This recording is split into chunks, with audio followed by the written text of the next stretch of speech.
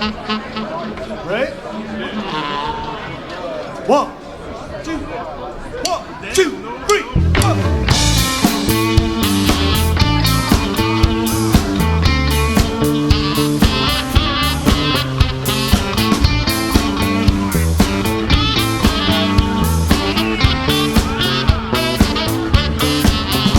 I've been holding out so long, sleeping all alone. Hey, I won't miss you, baby. Been hauling in my dreams, been starring in my dreams. Yeah, I won't kiss you, babe.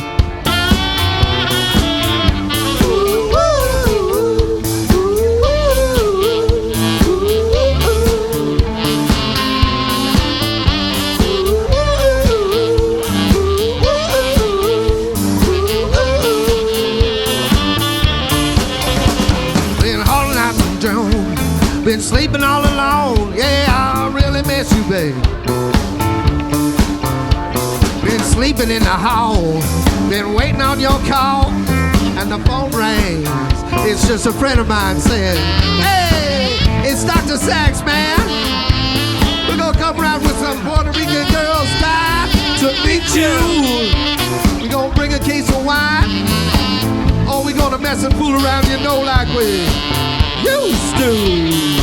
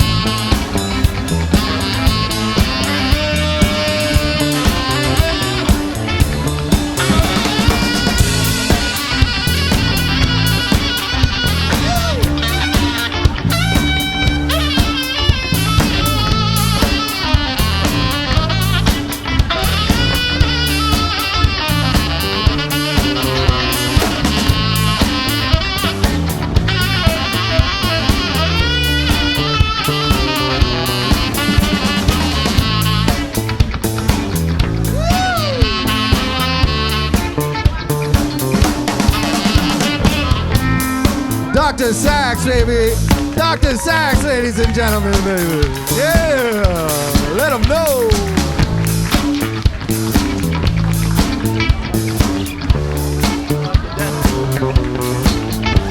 I've been walking Central Park, singing after dark. People think I'm crazy.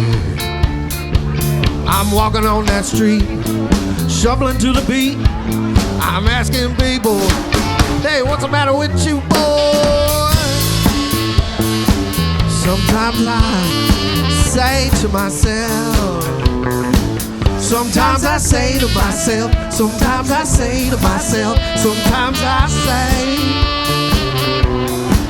Sometimes I say to myself, sometimes I say to myself, sometimes I say. Sometimes I say to myself, sometimes I say to myself, sometimes I say.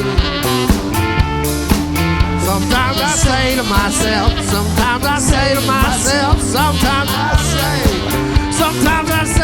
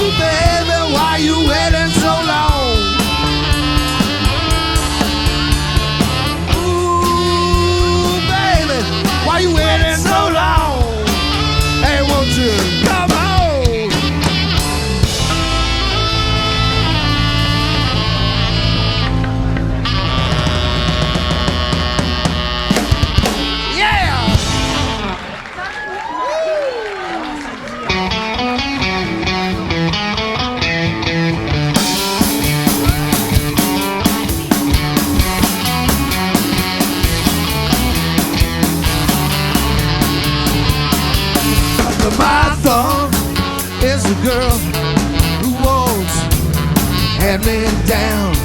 Under my thumb is a girl who wants push me around. It's down to me. Oh yeah, the way she talks when she's spoken to. Down to me. Change has gone under my thumb. That's alright. Under my thumb is a slimy dog who just had a day. Under my thumb is a girl who has just, she changed her ways, yeah, cause it's down to me. Oh yeah, the way she does just what she's told. Down to me. Change has gone, she's under my thumb. That's alright. Come on.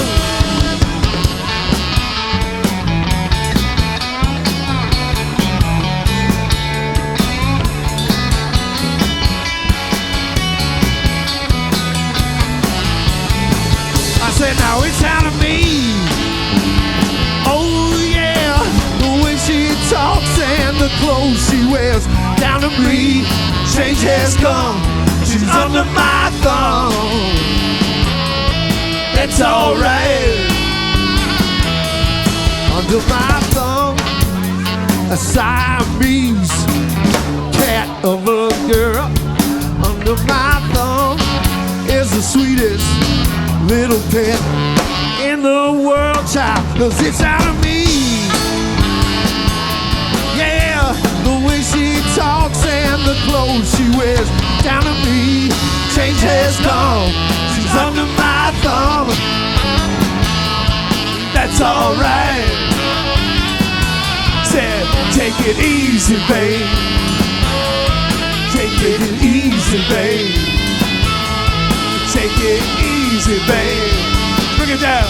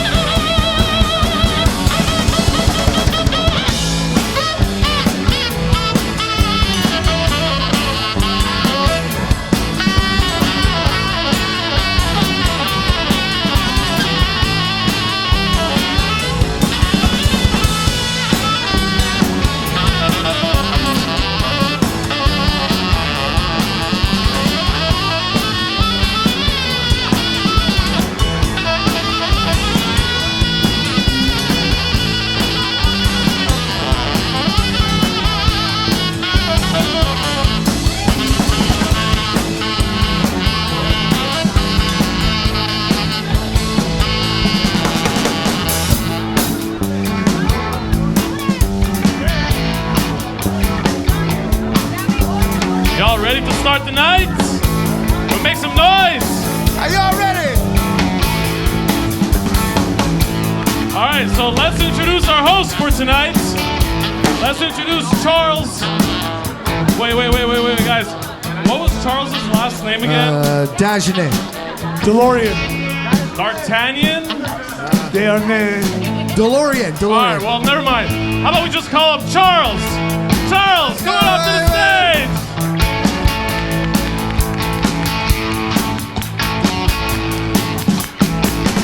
Wait a minute. Too much hair up here, too much hair.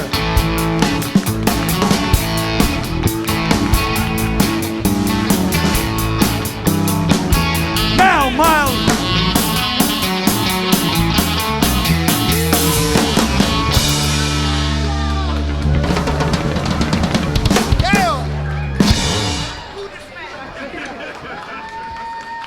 Let's go, boys. Let's go. Give it up for the band. Woo!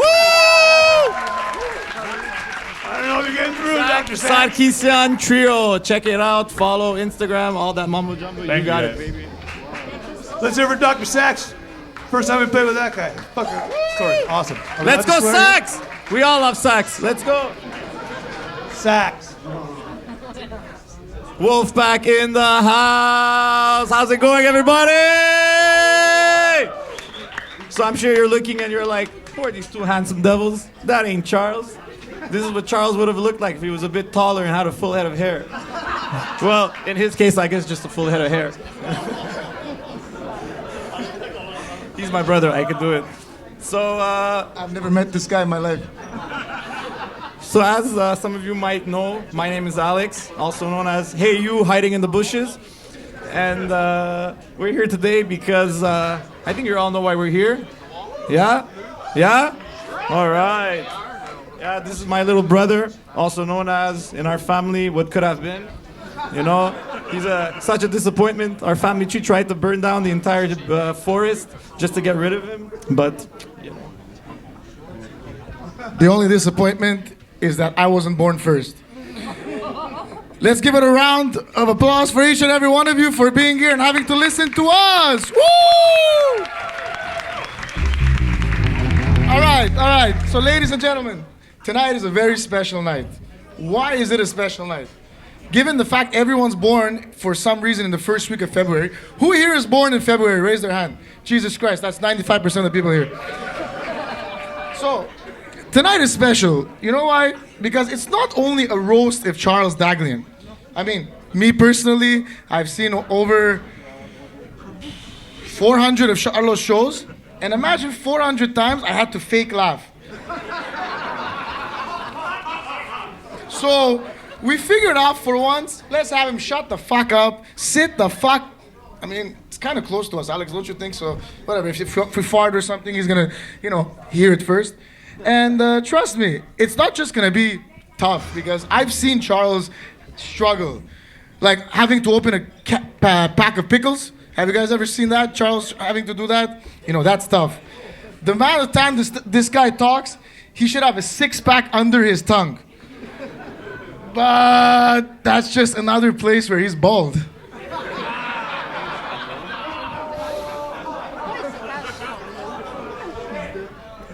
Before we continue, I would like to thank our sponsor for the night, Johnny Walker. All right? Johnny Walker, he walked so you could crawl after a couple of drinks. So if you haven't had your Johnny Walker, enjoy, guys, and cheers. So, as you guys know, Charles, every year, he likes to do something special for his birthday. Whoever was here last year, you might remember we had an Eastern European brothel. That shit was wild. Lasted like 3 days. Took me over a week to recover. I haven't recovered over the chlamydia, though, but I'm getting there. But tonight, it's going to be a bit different. It's going to be a bit New York-style comedy. Does anyone know what that means? New York-style comedy? No? All right, that means we're going to go to Montmorency, drop our pants, and smoke some crack. All right? Because that's the New York way. No, New York comedy style basically is we're going to have comedian after comedian coming up. Each comedian is going to pass on the word to the next comedian. And you guys know how roast works, right? All right. We can't have a roast without the man of the hour. So without further ado, let's bring the man of the hour, the master debater, the king of closing your incognito tab with your mom walks in, the sultan of coming too fast and ruining the night, Charles Daghlian! I love you.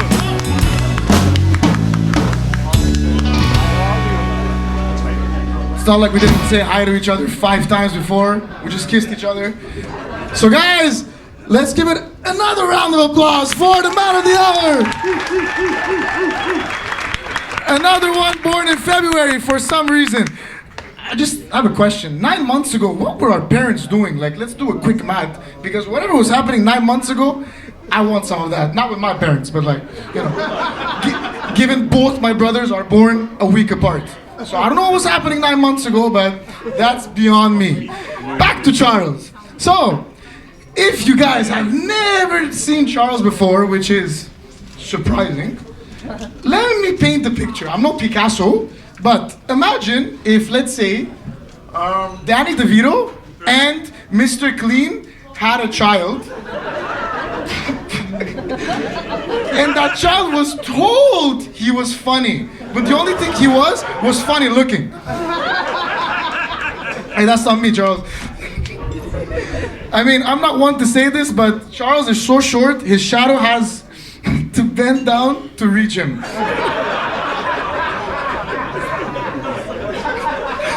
Okay, now let's not focus about his height. I ain't no Dikembe Mutombo here. But let's talk about one thing that Charles is missing. His hair, of course. Or as Charles liked to call it, his tragic loss. His hair didn't just recede him, it actually ghosted him. No warning, no goodbye. I remember, he was 18 and boom, the next day he was like, you know, Charlie Chaplin.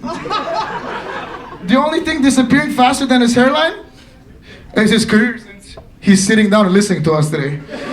Charles' hairline didn't gradually go back. It packed up and ran for the hills like someone on witness protection. This man is so bald, even his scalp is tired of being around him. Speaking of bald, he's bald like a newborn, but a newborn who kind of skipped kindergarten and went straight to retirement. Man, you're so bald, finding hair on that head is like trying to find Waldo in a candy cane factory. So when they introduced us, they mentioned Daghlian. Does anyone here know what Daghlian actually means? It's an Armenian word. It's from Kurdish-Turkish origin. It actually means from the mountains. So as you could tell, he does fit the profile from someone from the mountains, because he does look like a mountain goat, after all.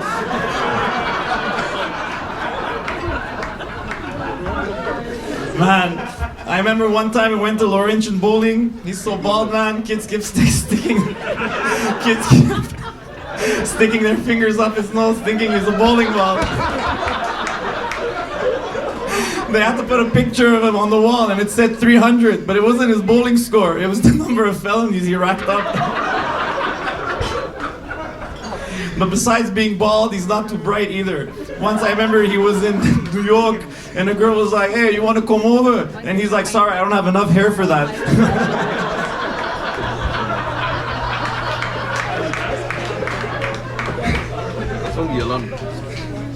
That was great.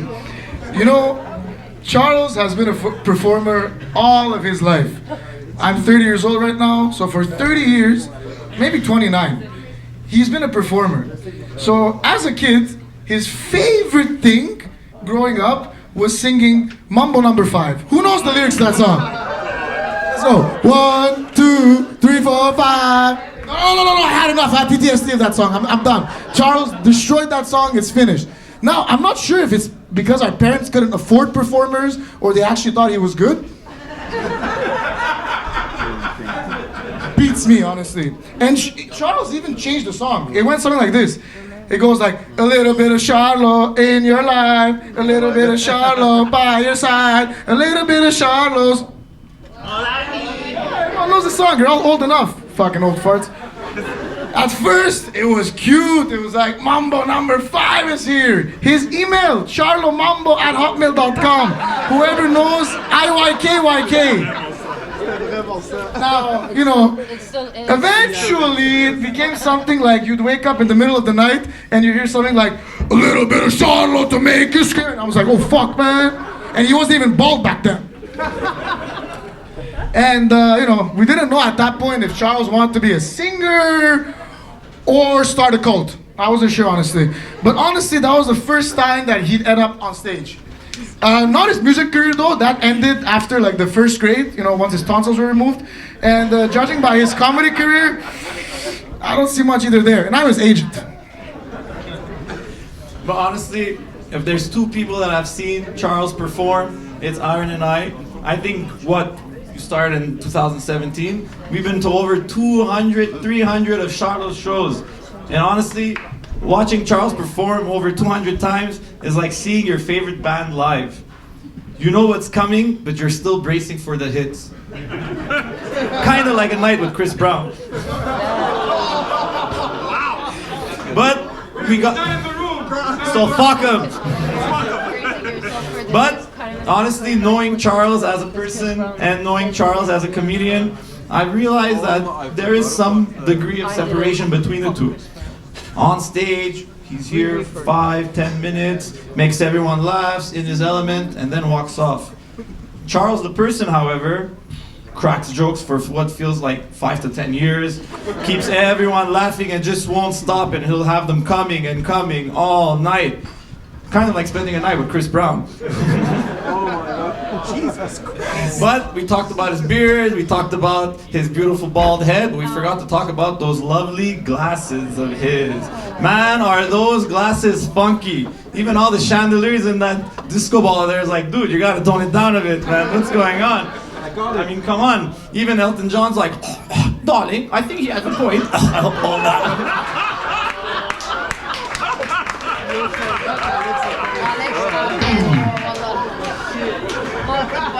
I was not expecting that. Well, funny enough, my story goes with that sucking.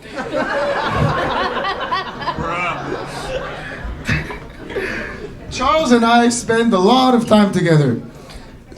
To the point where people started making assumptions. True story. One woman, she was the neighbor of my grandmother, who was the neighbor of my other grandmother. Anyway, we're Armenian. So she looks at us and she's like, are you guys a couple? Like the fuckers that we are. We went along with it. And she's like, oh, that's an odd match. One is fat and the other is skinny. I'm like, lady, that's all you give a fuck about. I look like I fucking wrestle a fucking bear and Charles looks like the bear won. She asked us how we met, and at that point we just went along with it. We told her, yeah, we're together. This is my babe. We fell in love with our shared passion of all-you-can-eat buffets and high chairs.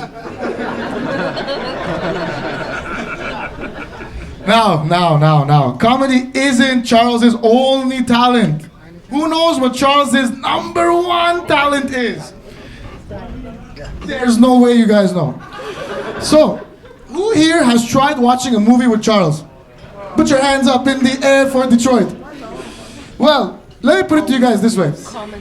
So Charles chooses the movie, let's say, you know, Dark Knight, and before the Warner Brothers logo comes out, you hear... No, I'm not even done. And then I've given him 900 chances, and I'm like, bruh, are you sleeping? No, man, he's not even here yet. Dark Knight is not even there. I'm like, fuck me. Good thing we're watching Burning. You know, 10 seconds later, more snoring. So the only thing Charles has really finished in his life is a plate of food and that Russian pussy.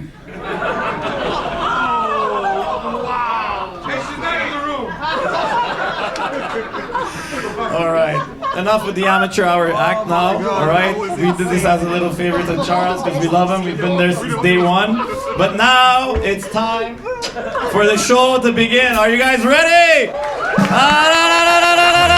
I can't hear you. Are you guys ready? Are you ready? Our first act knows Charles very well, went all the way to Barbados with him. He's been at the House of Jazz many times. Super funny guy. I'm sure you guys are gonna recognize him. The one, the only, Goofy, Welldone!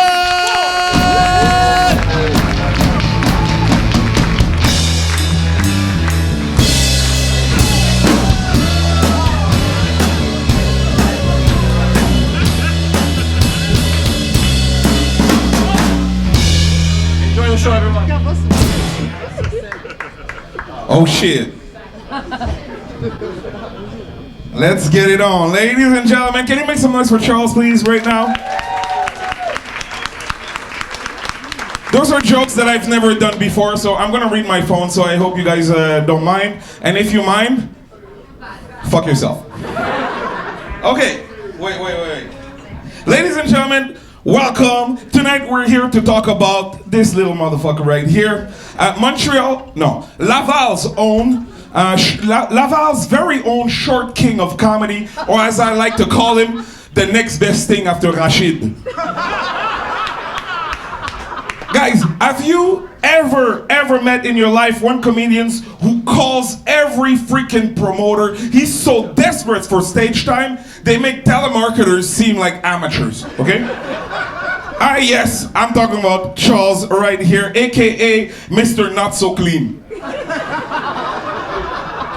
In the comedy scene, we call him the pop-up ad, the human pop-up ad. Cause he's obviously from Laval, which explains a lot. Okay, he's like the pothole of the comedy scene. He's unavoidable, and always in your way. This guy, as you see him, he doesn't wait for opportunities, he creates them, okay? He's the only comedian I know in the world that sends a booking request while he's on stage performing. Like mid-joke, okay? Mid-joke, he'll put out his phone, start to text the promoter, and he's like, hey, I'm killing right now. Can I get next Thursday spot, please? And then the promoter is gonna be like, yo, bro, you're bombing right now, so hard. I'm about to charge you for this mic that you're doing, right? Charles is the guy who shows up to open mic to tell everyone why he deserves more stage time. Promoters, they see his name in their inbox and immediately they mark it as a spam. But Charles, he doesn't stop. He never stops. He will never stop. That's why we call him the cockroach of comedy, okay? Because you cannot kill him and he shows up unannounced. Charles is literally one bad joke away from switching career and becoming an Uber driver, okay? But honestly, I respect that. I respect it because it takes gut to stand on stage and deliver all of these punchlines that he does all the time, just like a rap song with no rhymes. Bro, your comedy is literally, I've seen you for like 4 or 5 years now, and your comedy is literally like fine wine, okay? Except it's more like dépanneur wine, okay? That's been left open in the fridge for 1 week. It's like an acquired taste, bro, your comedy. And by acquired, I mean poor taste and cheap. But at least you got charm, right? Yeah, you got charm, right? Yeah. According to his lovely mom. Where is she? Where's the mom? Hey, mommy! Lovely mom. I don't know how this came out of you, but if you want to make a black version.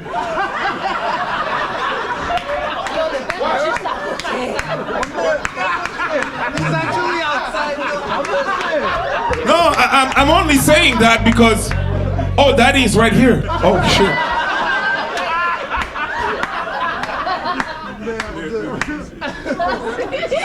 Let's continue. Okay, like I said, he got charm according to his mom. He's the hardest comedian in the scene. That's not even a joke. He is literally the hardest comedian in the scene. He doesn't wait for the show to end, again, to ask for a promoter. He'll corner the promoter. I've seen him do that. He'll corner a promoter while I'm on stage. Okay? And he said, and he's gonna whisper into the promoter's ear. He said, he's going like, hey, I noticed that you laughed at Goofy's joke. Imagine how much you will laugh at mine if you book me next week. I promise I will only go 5 minutes over my time. And when the promoter he says no, he shows up anyways with his Mr. Clean bald head and a dream. Okay, there was more funny in my head. Charles is literally the kind, he's a really good guy. I really like him, honestly. He's the kind of guy who walks into a room and immediately makes everyone else feel better about themselves. Okay? He's like a real life participation trophy. And let's talk about your stage presence. Okay, your stage presence is incredible. It's like watching a bald squirrel trying to solve a Rubik's Cube. He's all over the place. And for those who know, me and Charles, we went to Barbados together, right? Now let's talk about this shit. Charles and I, we're rolling up to the airport, okay? And I've got this bottle of glycerine in my bag. And it's just hand sanitizer. It's just sanitizer, okay? But it says glycerine on it, nothing crazy. But the airport security, they saw this the other way, okay? When they saw that, sorry about that. When the security guard, when they saw the thick liquid, suddenly it became like Mission Impossible, okay? The alarm starts bearing, the guard starts whispering to their walkie-talkie, and I'm standing there like, yo, it's not that deep, guys, right? But before I can explain anything, this motherfucker right here, bless his heart, he's trying to help, right? And he jumps over the counter like he's fucking the Armenian Denzel Washington in Training Day. And he yells, no, guys, this is just lube for the ass. It's not what you think. And then I'm just standing there, right? I'm the only black guy in the line, looking like I'm about to star in a very specific kind of Netflix documentary. And meanwhile, Charles, he's over here looking like a short king bear who just outed us both. Now, everyone in the airport is staring at us like we're the main character of Brokeback Mountain. I'm trying to figure out if I should be mad at Charles or if I should just embrace my new role as his bottom.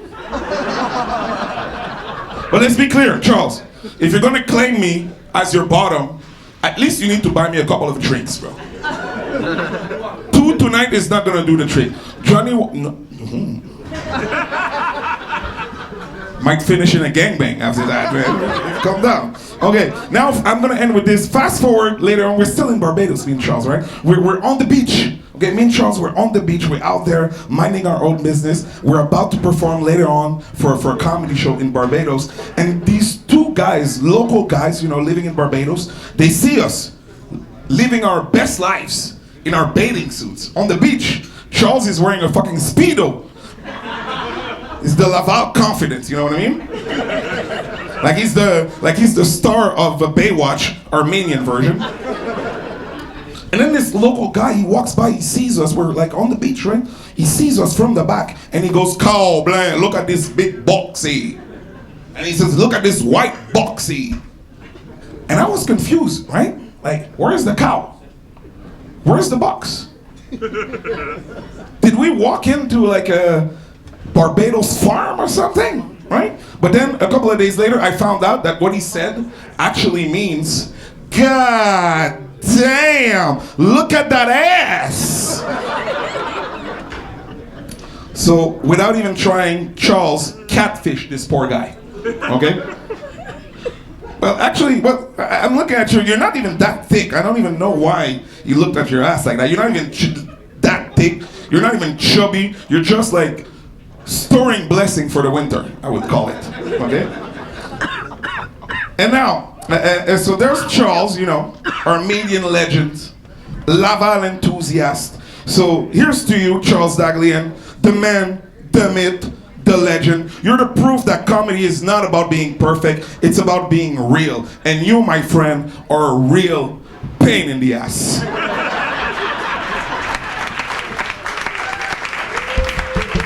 living his best life, annoying everyone in the process. He's like a motivational speaker, okay? But instead of inspiring people to change, he inspired people to change their phone number. And Charles, thank you very much for the spot. And next time that we go to Barbados together, please leave the lube explanation at home. And on this note, my name is Goofy Welldone. Merci.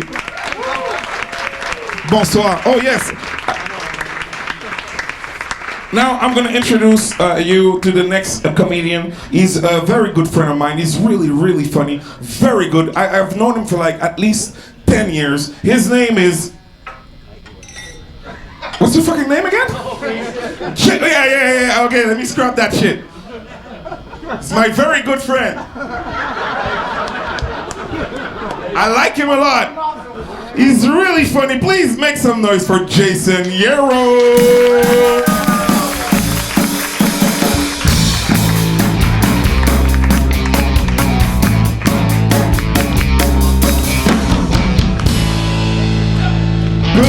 Goofy well done, ladies and gentlemen, or as I like to call him, Goofy medium rare. Man, I am just so excited and elated to be part of this group of who's. I kind of recognize that person's name, and I think I know them's tonight and participate in the roast of one Charles Daghlian over here, the king of the Who's That Guy? And I actually thought this was going to be a bit of a more professional. I don't know these guys for shit. And if you guys have ever seen a roast, usually all the other comedians are up on the stage with us. So I wrote jokes for them too, and I'm just going to fucking tell them because I'm not like this. I'm not feeding this guy's ego for 5 minutes while I'm up here. That's fucking insane. That's fucking insane.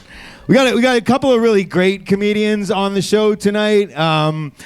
There's my good buddy Claudio Capri, who's on the show tonight. And every time I look at Claudio, I'm filled with so much joy to know that you can actually grow up as a member of the Cabbage Patch and become a real man. It's fantastic. Wow. We got a lot of great comedians. Shosho is on the show. She's the Cher of comedy. Shosho. I call her that because every time I hear her perform, I want to run into a tree as fast as I can.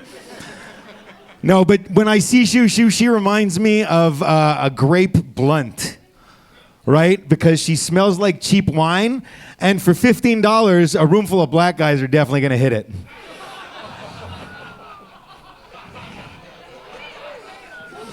It's a fucking roast, guys. Come on. Come on. Eh? I know what some of you guys are thinking. You're looking at me going, who put those clean clothes on that homeless man? The fact is, a bunch of Charles's friends couldn't make it tonight, so they found me going through the dumpster in the back looking for food. That's why I'm here. But Charles Daghlian, he's a fucking great guy. You look at him, and you know what I think? If he would have just put a fucking pompadour on his bald-ass head and shaved his beard, he would have fucked up half the comedians' jokes for tonight. Half of them, at least. But no, I mean, I look at Charles, and you know what I think to myself? This is a guy that looks like he sells courses online on how to make money selling real estate.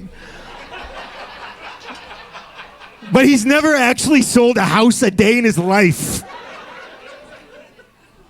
I also look at Charles, and I kind of am suspicious that he has a shipping container somewhere filled with fucking Armenian women that he's ready to ship off back to the fucking homeland.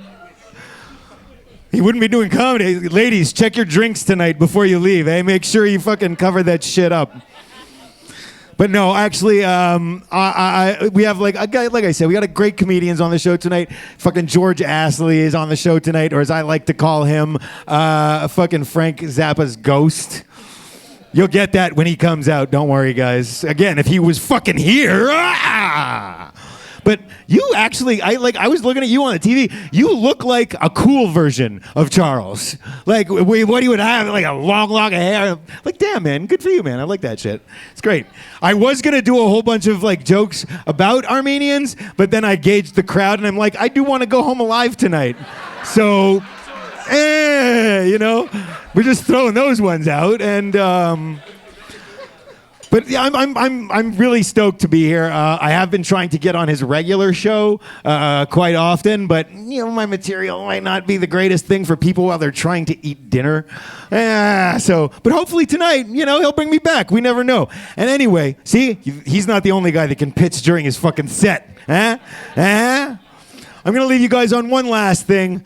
As much as I love this guy, I'm gonna leave you with a joke because I'm a cat guy. I love cats. Seems like we got more of a dog crowd here. I recently read, though, an article that said white people own more cats than black folks. Which is crazy to me because it's 2025 and I had no clue we were still allowed to own black people. Oh, thank you very much, guys. Charles, thank you so much for having me. Our next act, ladies and gentlemen, give it up for Shosho.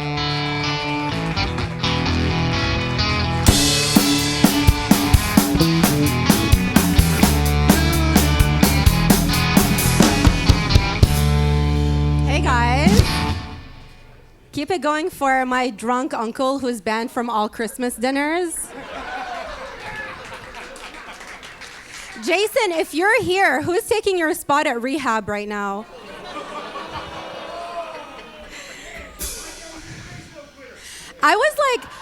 When he was talking about me, I was like, first of all, do I smell like cheap wine? No. Cheap gin? Okay. But I was like, he's never seen me perform. Like, who's he talking about? And then someone was like, oh, he wrote about like someone else who canceled. So I just want to let you know, I would never run, like 15 black men would never run away from me. Like, now you can tell, right? Now you can tell. Anyway, you guys, we're here for Charles. Happy birthday, Charles. Yeah. Charles is turning 32 centimeters. What? What? Wow, can we have something for that? Let's do something for that. Nice. No, Charles is turning 32. It's the first time his age and height are gonna be the same number. That's wild. You guys, Charles, you know, you're a really charming, suave guy, you know? But it's like, you are. I've known you for like a year and a bit in the comedy scene. You're pretty charming, you know, you're a good guy. But it's no secret. Yeah, give that a woo. Band. But it's no secret you're a weird looking guy, dude, right? Right? Charles loves making fun of his looks. Like he'll be like, I'm Jeff Bezos if Bezos was Mexican, right? He says that. You also say that you're Jeff Bezos if you're a Mexican, or if you're Mr. Clean, if Mr. Clean joined ISIS. It's true, but I feel like in reality you're a lot worse than your analogy is. Like literally if Mr. Clean joined ISIS, like even he would look at you and be like, thank God I'm not that fucking guy. Hell yeah. No, but you do look like Pitbull, right? We see that. Clap if you see that. You look like Pitbull if he was only famous in Papua New Guinea. Thank you. Speaking of Laval, you look like you're the unofficial family member of the Laval royal family. And what I mean by that is like you definitely have child pornography on your laptop. No. That one doesn't get anything. Not even that one? Yeah. I know Charles's, family is here. And so, like, no offense, this is definitely just a joke. But, like, when Charles was born, his doctor looked at him and he was like, we live in a fucked up world, man.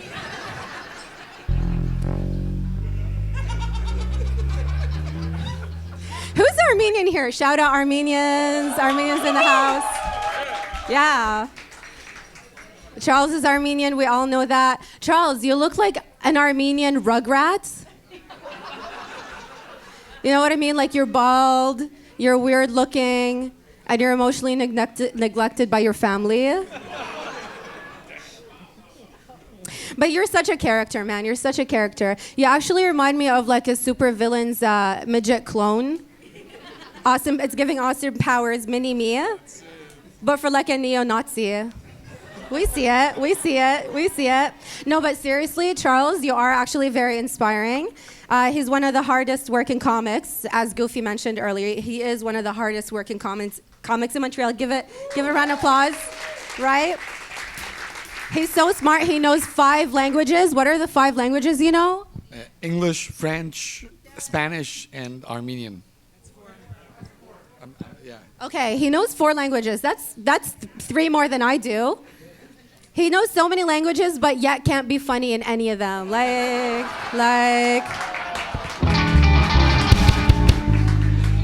Okay. You guys, Charles is pretty successful. You know, he's been running the show. You guys come here, you guys have fun. It's a successful show. He's a successful guy. But I'll tell you, if Charles won the lottery, he wouldn't tell anybody.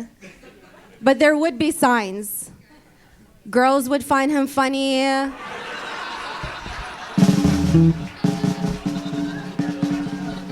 Girls would find him attractive.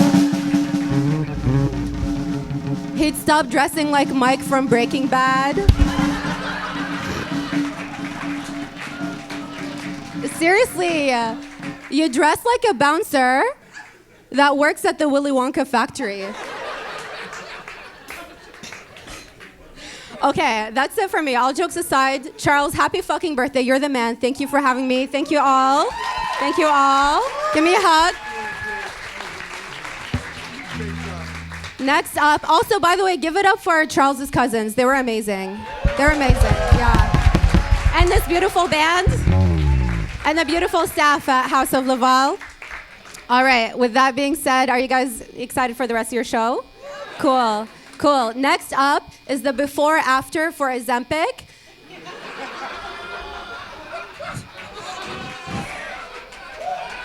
That's how you fucking do it, Jason. Okay, Claudio, Capri, everybody. Come here. Come here, Italian cutie. Go. Keep it going, everybody. How's the jazz? How the fuck are you all doing? Hey, you know, give a round of applause for Mr. Charles Daghlian. Let him fucking hear it. Huh? Man, you know what? I do want to, I want to start off with a little bit nice. A couple of years ago, I was diagnosed with diabetes, right? And Charles was one of the first comics to see if I'm okay, right? He approaches me, comes up to me, goes, Claudio, thank God, you're going to be okay. Everything's going to be fine. And he looks at me and he goes, but you still have a shitload of hair. And then he walks the fuck away. Like, bro, what the fuck is that, Folks, Charles and I will be coming out of, it's called Brokeback Mountain Part 2, Bald and Ozempic Edition. It'll be available on Pornhub soon, Oh, man. But, Charles, if I could be... The fuck are you doing, bro? Bro, are you maniac already? I don't know, bro. I said, bro, you know what? I'm on Ozempic. I think we should be on Ozempic together, Charles. What do you think? No. Because I'm on Ozempic because I'm, as I mentioned, I'm diabetic. Charles needs to go on Ozempic to get his fucking hair back, No, like last week we did a comedy show together, right? And the place was going dark, right? But Charles has a bald head, and when he sweats, you fucking notice. So I'm like, fuck, I can't see what I'm writing. Charles is in front of me, and I'm like, Charles, look at this. And I swear to God, he bends down, and the fucking light from his head reflects onto me. This is fucking great. But you know what? Never drive for Charles. Again, like he was driving me home one time, and the place is pitch dark. And I swear to God, as he's driving, all I hear from his head is going. I'm like, what the fuck is this? Oh man, Charles, are you having a good time? Are you sure, bro? Bro, you look a bit tense. Bro, his fucking baldness is fucking shining. There's no tomorrow. Oh, man. So, Charles, how old are you turning? Now, for bald years, 30, is that for like 55 in bald years or what? Okay, Charles, at least make yourself look good when I'm trying. Ah, man, never mind. Jesus Christ, man. Man, but you know what? I do want, so obviously, hey, round of applause. Anybody know what special education is? Make some noise. Cool. That's awesome. That's awesome. Don't worry, this joke is not about Charles. Actually, you know what? This joke is, I'm going to incorporate Charles into this joke. So when I was younger, right? My Italian family, we grew up around the mob, right? But my dad had these 3 sayings. He goes, son, you say nothing, you hear nothing, and you know nothing, right? Next day I go to class, right? And the teacher asked me, Claudio, can you please give me the answer to this math exam? And I quickly get up and I'm like, Miss, I see nothing, I know nothing, and I hear nothing. Ask this fucking rat, But and it's hard to explain to my dad. Even Charles, does your dad know what special education means? Bro, you live with your dad. You don't know what fucking man. You know what? I'm going to become Mr. Daghlian II here. All right. He got a new son. Anyways, what was it? Oh yeah. So I had to explain to my dad, right? I'm like, what special ed is? I'm like, Pa, there are 10 kids in the classroom. We get extra time on the exams. Teacher spends one-on-one, with the student to focus on what they need to improve. But my dad, the entire time, he had this look of confusion, right? He goes, oh, 2 things. Man, I want to know where it is and why the fuck is he so special? Oh man, but look, really, honestly, I really can't roast Charles that much because honestly, he's been a really good guy to me. All this time when I started comedy, get a round of applause for Mr. Daghlian. He's been a really good guy to me. And he's too much of a good guy that he gives me obvious advice, I'm like, Charles, I don't know if I should message this producer. The producer doesn't like me. And Charles just goes, then don't fucking message her. I'm like, bro, what kind of a fucking advice is that, Or this one time, I was going through something with my ex-girlfriend, right? And then I was telling Charles, like, oh man, my ex-girlfriend, she's giving me this and that. And Charles just looks at me and he goes, you have a girlfriend? Oh, fuck, wait, no, shit. It's okay, Charles, I made you look. And then one more thing, I just want to end on this. Charles, what the fuck are you doing now that you're making people feel creeped out right now? It's okay, whatever you were doing, go ahead. For the next minute, just, try to do what you were doing before. Charles, you're sitting very tensely right now. Can I sit on you for a minute?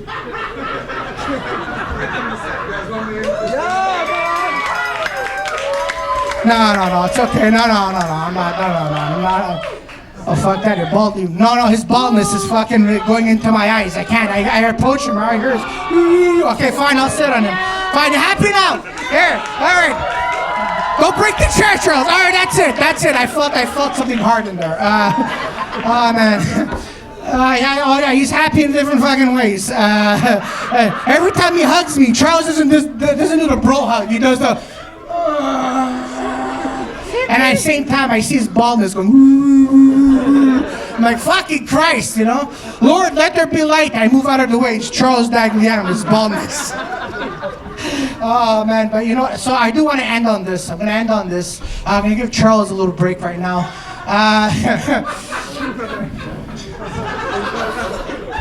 What? Me wanting to give you a little break is funny? Funny how?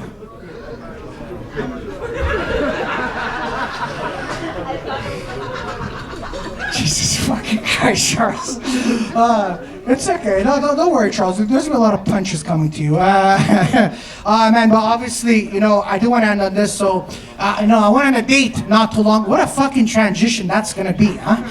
So going from I'm single to going on a date. Anyways, Charles, I would tell you to take notes, but you're a ladies' man yourself. So not too long ago, I went on a date, right? I went on a date, and this girl goes, oh my God, I can't wait to go to the steakhouse. I can't wait to go to the steakhouse. And I'm like, oh, what are you going to have at the steakhouse? She goes, I'm going to have the fish. But who the fuck goes to a steakhouse and has fish? Can I fucking know that? And she goes, okay, Mr. Joe Pesci on crack, what are you gonna have, you know? And I'm like, I'm gonna have what everyone else has, the fucking pasta, you know? Okay, so, yeah. Okay, thank you. Okay, do you want me to do one more? Get the fuck out. What do you want me to do? All right, ladies and gentlemen, that's all been for me. Ladies and gentlemen, keep the night going. Your next act, Mr. CJay Monias, everybody!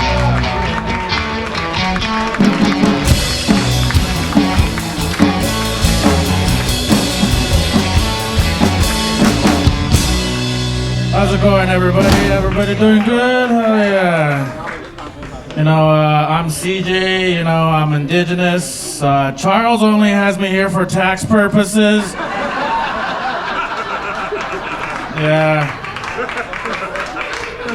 Actually, Charles thought it would be funny if he invited me to do the land acknowledgement.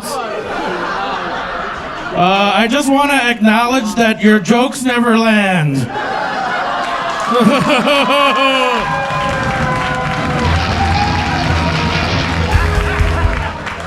Oh yeah.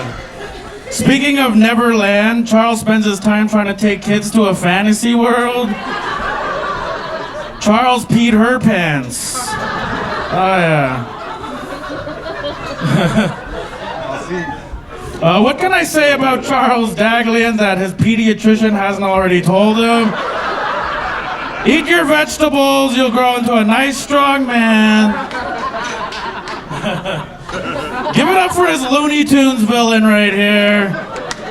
You do look like you would try to fuck Lola Bunny in a live-action Looney Tunes movie. Charles recently did a comedy show in Barbados. How did you convince the Caribbeans that you were Pitbull? That's it's crazy. No, you look like Pitbull's cousin Pug, you know, cause your face is fucked up from genetics, you know, that's...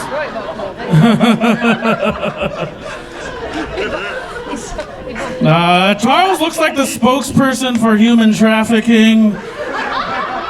You know, they did commercials on it, you know, so... Give it up for retired Squidward, you know, everybody's been calling him Mr. Clean, you know, I think he looks like Mr. Ethnic Cleanse.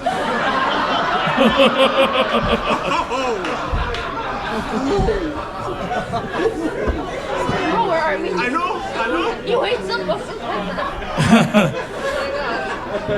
Charles, you look like the genie who pops out when you rub a vape, you know?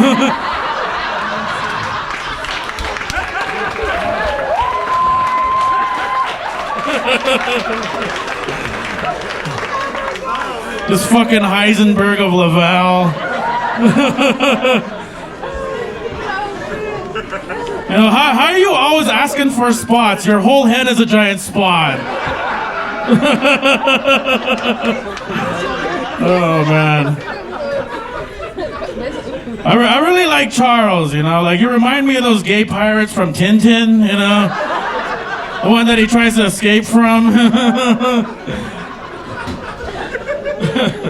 Charles could catfish an actual catfish, you know, that's...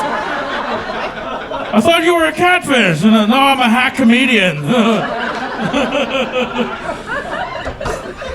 Fuck. Charles, you look like a pregnant woman crowning.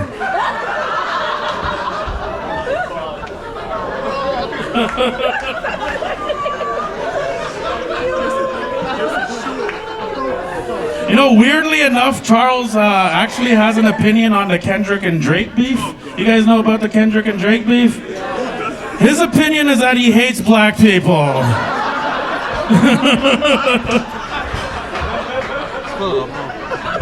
You look like a cross between an egg and a Brilla pad, man.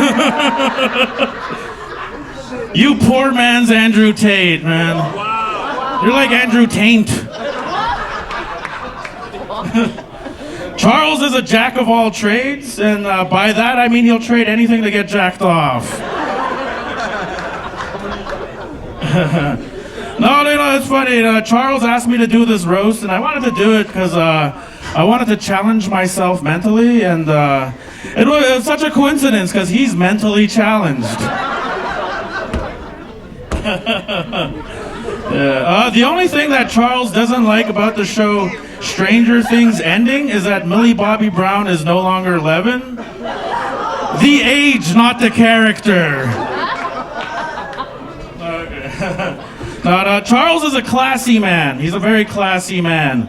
When he goes on a date, he never forgets to bring up consent and make sure there's none of it. You walking Halloween costume. You really do look like if the Quebecois had its own version of a leprechaun, You really put the egg in plague.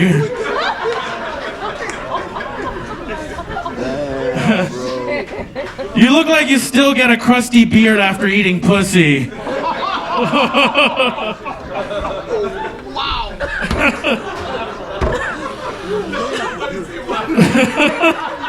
No, I just want to get real for a second. I really love this guy. I first met Charles Daghlian. When I got out of jail. I got out of jail when I first met Charles Daghlian, and I always remember what he told me. He told me, "Pass go and collect 200, you monopoly Armenian man." No, I'm joking. This was very fun. Thanks for having me. You're so awesome, man. I really love you. Yeah. I want to give it up for your next act. And this is crazy. We found someone smaller than Charles Daghlian. Give it up for Jamie Boomboom, everybody.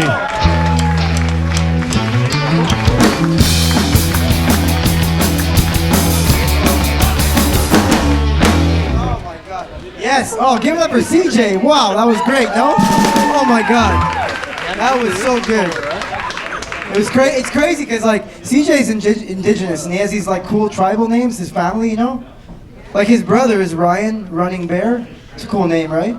His sister is Deborah, Flying Eagle, right? Cool name. CJay is Christian, Pig full of lard. Oh man. Everyone's here roasting you like it's your wedding that you'll never have.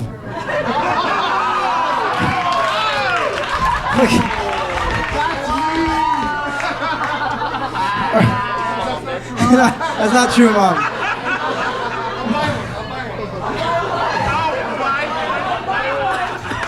Mom, are these his buddies or his boyfriends? I don't know. What the fuck? The crazy thing is, often I'll see Charles with beautiful women, like a lot of beautiful women, and they all turn out to be his family. Like Charles, you can fuck them, you're clearly adopted.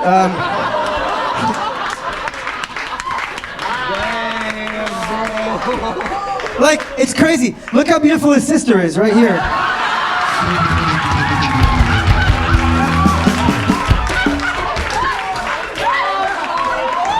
Beautiful. I want to fuck her. Oh man. He has a nice sister. She's like a DJ, and he goes around with her everywhere. And he looks like his creepy manager, like a creepy Mexican manager. Like, hey, can we have some pesos? She's doing fine without you. Fuck. Oh my God, man. Oh my God. He does. He kind of looks like a creepy, low-class drug dealer, doesn't he? In other words, a Laval drug dealer. Charles has one of my favorite jokes about how he fucks a bison and through Tinder in Yukon. You know that joke? Yeah. You guys know that joke? Yeah. Yeah. He talks about how he couldn't find anyone on Tinder, so he ended up fucking a bison because that's all he could find. Have you seen him? I think it's his dad that fucked a bison.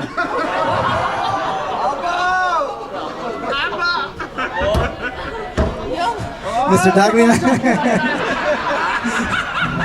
He's like, hey, what happens in the Yukon over here, huh?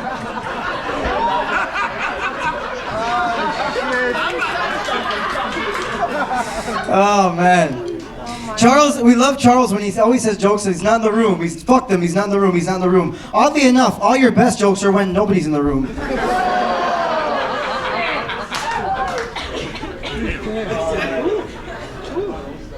crazy because in CJay, I actually had the biggest crush on this Armenian girl. Clap if you're Armenian. Are there Armenians here? Yeah. Oh man, I had the biggest crush on this Armenian girl, and I couldn't do anything. I couldn't because obviously I look like the Wish version of GSP. No, it's because I'm not Armenian. But thank fucking God I didn't fuck her because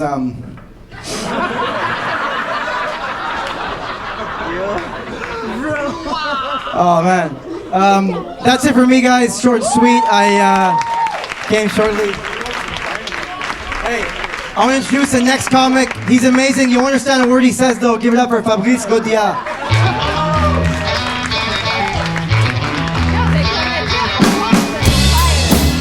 Hey!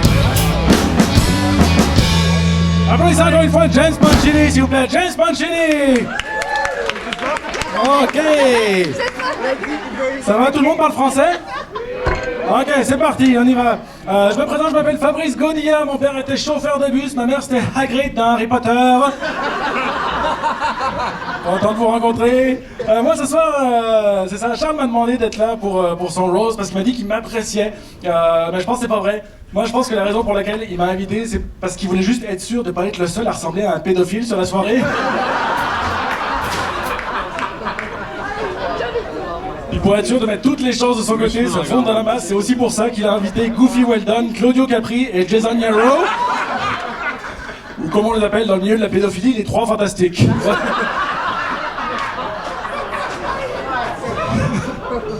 En parlant de pédophilie, j'ai parcouru le Facebook de Charles et je sais pas si vous avez vu, mais sur le compte Facebook de Charles, il y a plein de photos de Charles enfant. Oh mon Dieu, il était tellement cute! C'est vrai, hein? Qu'est-ce qui s'est passé? Je veux bien que le temps fasse... Non, mais il y a eu un problème. Je sais pas ce qui s'est passé, hein? Je sais pas ce qui s'est... Non, elle est tellement cute. Moi, pour de vrai, si j'étais pédophile, je me serais masturbé au moins une 50aine de fois en checkant ces photos. Non, mais je vous rassure, je suis pas pédophile. Fait que je me suis seulement masturbé 3 fois. Puis c'était sur ces photos de la semaine passée. Ah, regardez-la comme il est sexy! Non, pour de vrai, Charles, il est incroyable. C'est d'ailleurs en parcourant son Facebook que j'ai réalisé que Charles a transitionné. Non, je sais pas si vous le saviez, mais Charles a transitionné d'un enfant cute, du corps d'un enfant cute, vers le corps d'un moine Shaolin qui a oublié de s'entraîner. Non, il y a quelque chose quand même. Ok. Et non, Charles, c'est un gars adorable. Ça me fait chier de dire des saloperies sur lui ce soir parce que c'est un gars adorable. À chaque fois qu'il est sur un show avec toi, il vient te voir à la fin du show et il te donne plein de conseils, vraiment, un très bon conseil, vraiment. Et je me dis, pourquoi il les applique pas, ces conseils?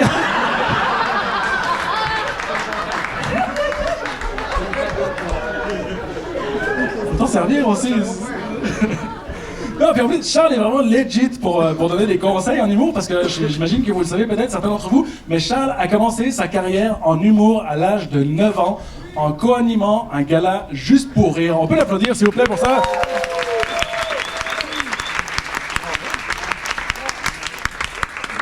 Après ça, on se demande encore pourquoi juste pour rire, on fait faillite. J'ai une explication, puis elle est juste à ma droite. Non, Charles, je lui ai demandé comment il s'est retrouvé sur ce show-là, et il m'a dit, j'ai auditionné. J'étais comme surpris, tu sais, je pensais pas qu'il fallait auditionner pour profiter du programme Rêve d'enfant. Hein. Je sais pas, est-ce qu'il y en a qui étaient là? Est-ce qu'il y en a qui ont vu la vidéo de Charles qui est co-anime à la Place des Arts? Ouais. Non, vraiment, c'est vraiment intéressant à regarder. Tu vois, c'est Charles tout petit, 9 ans, là, comme ça, puis il chante à la Place des Arts devant plein de personnes. Moi, j'ai regardé ça, j'étais comme, en fait, la pire affaire qui soit arrivée à Juste pour rire, c'est peut-être pas Gilbert Rozon. Non, à la fin de la vidéo, moi, je me sentais un peu mal. J'étais comme, moi aussi, je vais me partir un hashtag MeToo. Non. Ok, pour chercher des contenus sur Charles aussi pour ce soir, j'ai parcouru son YouTube, j'ai cherché Charles Daghlian sur YouTube. Ne faites surtout pas ça. Ça a scrappé mon algorithme YouTube. Depuis que j'ai fait ça, YouTube me propose exclusivement des vidéos de trisomiques qui chantent dans des karaokés. Je sais pas pourquoi.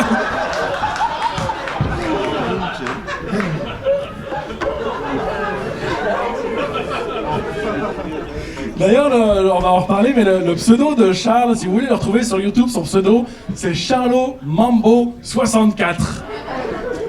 Charlot Mambo 64. 64. Ça, c'est fascinant, je trouve, parce que ça veut dire qu'il y a au moins 63 personnes avant lui qui ont pensé à utiliser Charlot Mambo comme pseudo. Je pensais pas qu'il y avait autant de génie, de la créativité qui se promenait dans la nature, hein.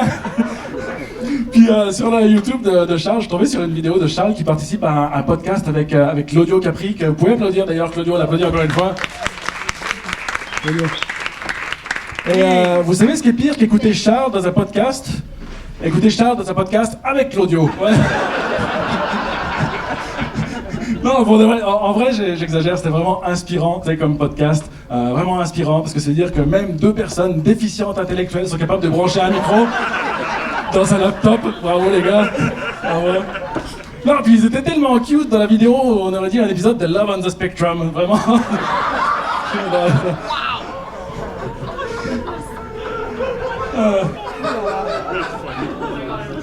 Charles Daghlian, communauté arménienne. Les Arméniens, applaudissez dans la salle.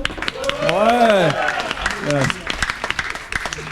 Moi, depuis que j'ai rencontré Charles, j'ai réalisé à quel point les Arméniens sont des gens incroyables, des gens chaleureux, des gens talentueux, des gens tolérants. Parce qu'il faut être fucking tolérant pour supporter Charles dans sa communauté. Ouais, hein? Tu vois, la seule raison pourquoi je dis ça, c'est parce que Charles, il parle fucking fort. Qui est d'accord avec ça dans la salle? Ouais, d'accord. Moi, j'ai des problèmes d'audition depuis quelques temps. Je suis allé consulter un médecin. La première question qu'il m'a posée, c'est: connais-tu Charles Daghlian? Charles, chaque fois qu'il performe sur un show d'humour, il branche même pas son micro. Non, la semaine dernière, j'étais sur un show avec Charles, un open mic, et pendant le show, pendant qu'on performait, il y avait un band qui jouait dans la salle juste à côté, et on pouvait entendre le band. À un moment, le band a arrêté de jouer, ils sont venus, ils ont dit: est-ce que Charles peut parler moins fort, s'il vous plaît?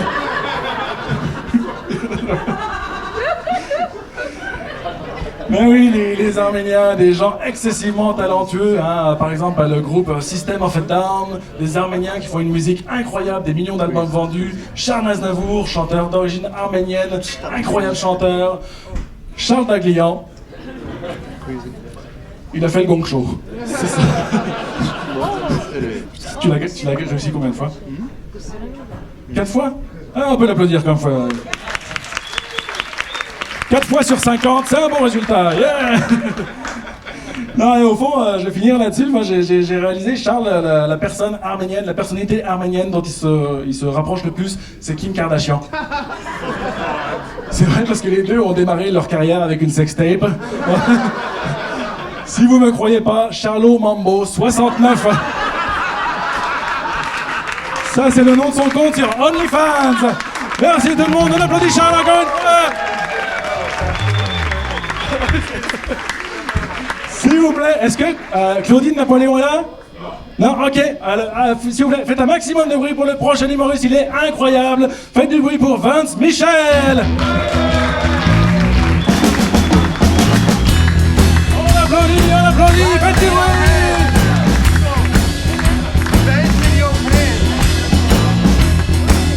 On applaudit.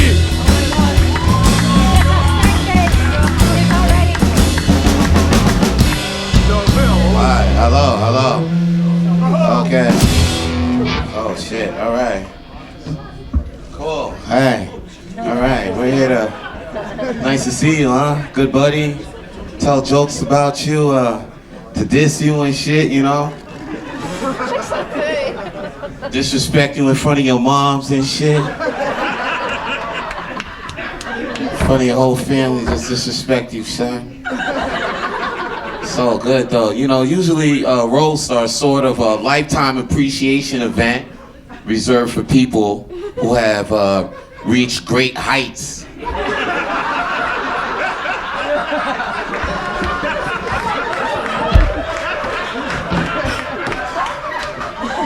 Great heights in this industry. As you can see, this ain't one of them times.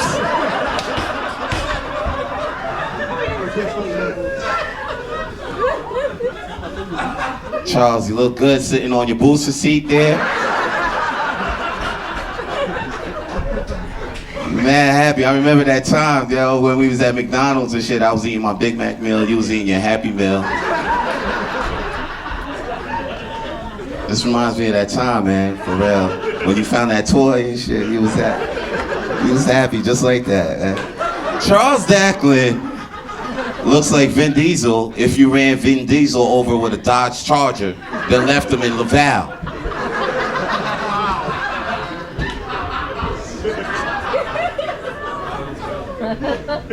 We call Charles the Eggman, not just because his head is shaped like an egg. It's because we think one day he'll be shot and killed one day in a park, just like John Lennon, who was also the Eggman.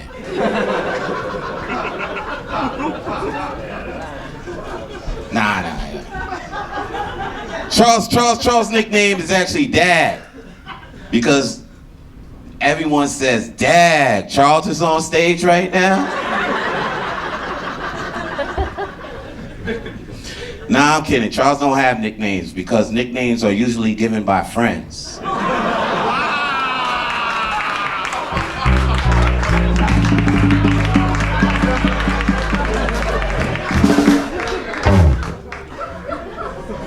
don't know why they say Charles is ugly, man, because I mean, I seen Charles get mad pussy. It's because he looks like a celebrity. He looks like the guy who played Mini-Me.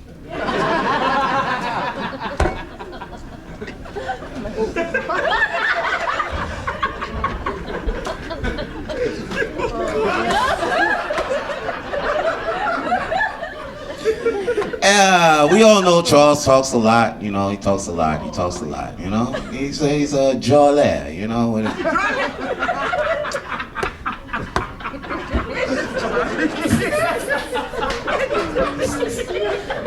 So, like, you know, when we know Charles says, like, he's gonna do 10 minutes, we assume it's gonna be like 20 minutes. And if he says he's gonna do 20 minutes, I'm just gonna go find another show to go to. Charles is a hustler. We all know he's a hustler in his game, hustling, doing his comedy thing. He's taking comedy and his hustle serious. Matter of fact, Charles had his own logo before he even learned what a punchline was. And Charles will go on tour for a cheese sandwich and a handshake, and he's the one that'll make the fucking sandwich. And Charles, as you all know, has a show, regular show. He's a regular show at the House of Jazz. And he's also a regular at the House of Jizz. The bathhouse next door.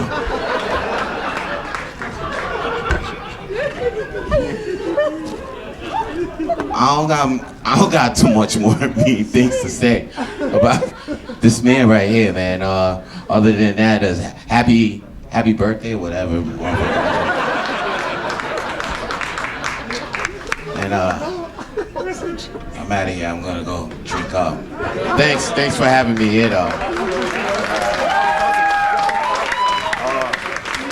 Yeah. Next up is Raji. Ben Cardilli. Ben Cardilli. Get your ass up here.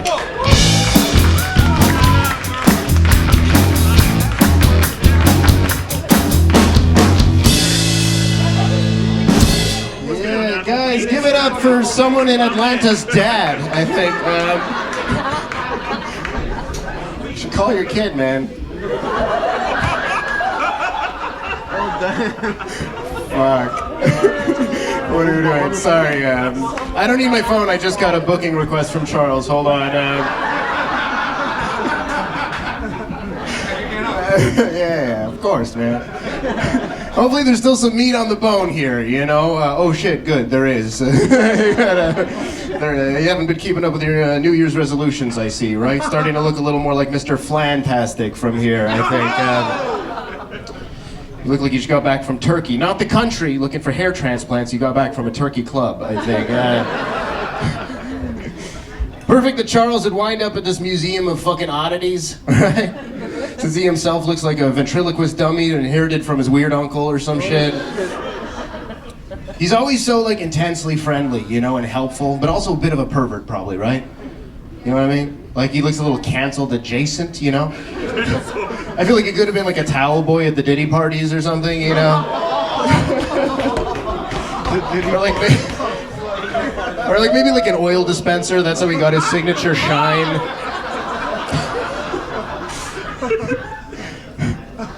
No Diddy party, yeah, we're not talking about that yet, man. Nice. Nice glasses, by the way, holy shit. Can you be a hippie without hair, though? Is that, you know? You look like Dr. Robotnik. When Jason Yearow was up here earlier, you know, before the homeless dude, you know, I thought him and Charles looked like the Home Alone guys if they were trying to fuck Kevin, right?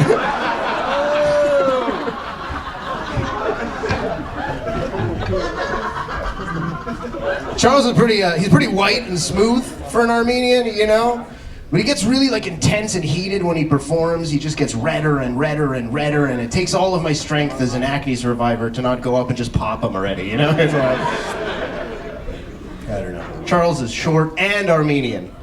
Fuck, man. Which is why when someone brings up Ottomans, it triggers two separate kinds of pain.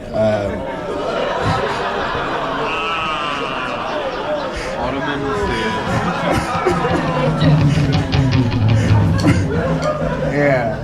For those of you that didn't get that, that's an empire, you know, his people were exiled and massacred by, and furniture he has trouble getting around, so. Charles likes to experiment with mushrooms. This is his thing. Maybe he played too much Mario and thinks it's gonna make him grow tall or something. Last week I caught him here blowing 3 dudes upstairs. I was like, wrong mushrooms! Charles is a good friend, a great comic. He's been doing a comedy longer than any of us. You know, you heard he did a huge set at Just for Laughs when he was just 9. To rave reviews, you know, Gilbert Rozon himself called him touched.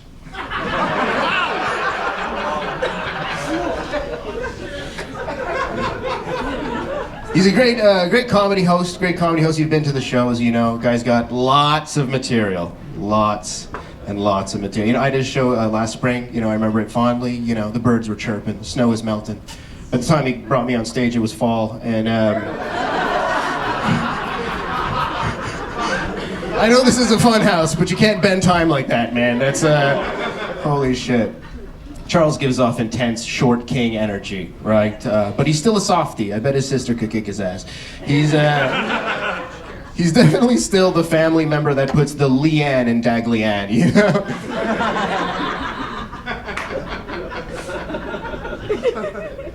Charles is perfectly bilingual, you know, and then some. Child of immigrants. He's the quintessential Montreal Canadian, right? Although I heard his girlfriend calls his little wiener the Laval Rocket, so that's...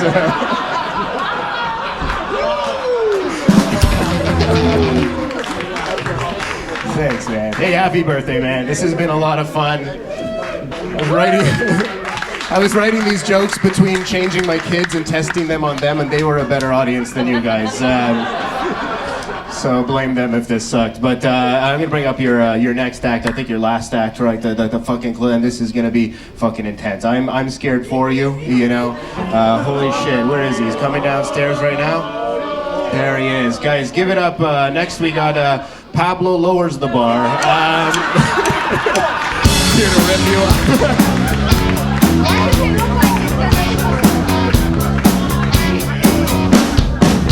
Thank you.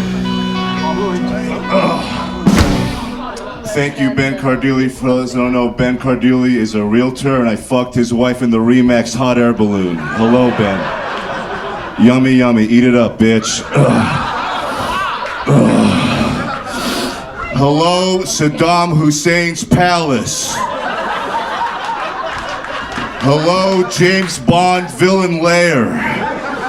Hello, Armenian whorehouse. Daddy's home.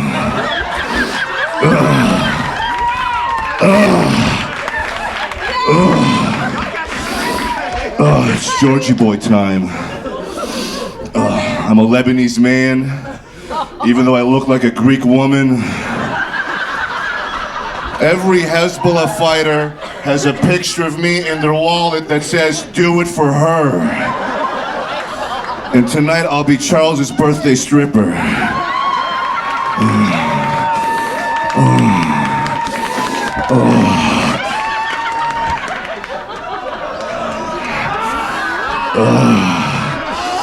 It tastes like Armenia.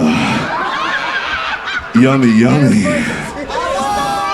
I like to call this place House of Jazz, more like House of Jizz, because I'll be coming on his bald head. Delicious. I see you brought Laval System of Down. Hello, gentlemen, how are you tonight? Chop suey, kill yourselves. Here we go. Now, Charles, people have been making jokes about you, and I can't recall a single one of your jokes. That's a good thing. That's a wonderful thing. They've called you bald, Eggman, loser, bitch, ugly, disgusting, autistic. You're not autistic. Unautistic, really? Alright, way to step on my punchline, you fucking idiot. I had no punchline. Just like this asshole never has a punchline. This is, I like to have a, this is what my balls and taint look like, right here.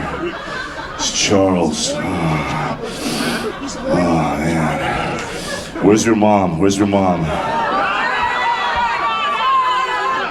I'm gonna behead you tonight. Just like every single show he's produced, he's also misbooked this show. We had a great lineup of comedians. A crackhead, 2 black guys, a retarded Italian, Claudio. He's also the smartest Italian in Montreal, if you think about it. The smartest, well-dressed man, and the hot cousin he's been trying to fuck for years. My God, it's beautiful, it's natural, it's wonderful. Fuck, man. Charles, you fucking conehead. You're so perfect. I don't know whether to fucking roast you or try and crack your head with a spoon. But I know one thing, Charlie. You're retarded. Now, if you give Charles alcohol after midnight, he will tell you a joke. Don't do it. Do not do it. Charles went to, I'm gonna call you Charlie, is that okay, Charlie? Has anybody ever called you Charlie before? I'm not calling you Charles, you don't look like a fucking French king. You look like his fuck pig instead. Call you Charlie, you fucking... Now Charlie went to Barbados, and Barbados is the last place that will book him. Fuck, man. Now Charles, you're Armenian and you're bald. Fun fact, Charles is such a proud Armenian, he refuses to go to Turkey for a hair transplant. That's how proud he is.